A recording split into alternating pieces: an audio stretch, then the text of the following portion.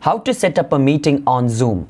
After you open Zoom, this is what the interface is going to look like. To set up a meeting, click on New Meeting, or you can also click on this option.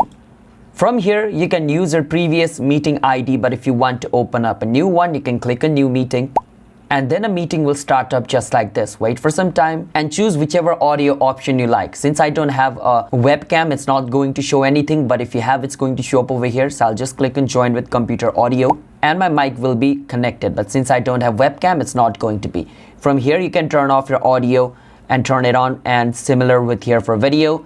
And over here, you can click on Participants.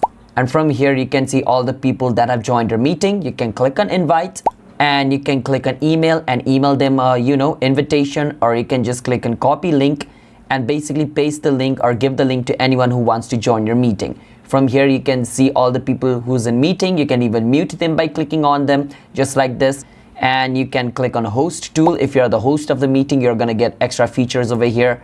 You can even record the meeting. And if you want to end the meeting, you can just click on End Meeting for all, and your meeting will be ended. That is how you guys can set up a meeting on Zoom and do a meeting. Subscribe to our channel.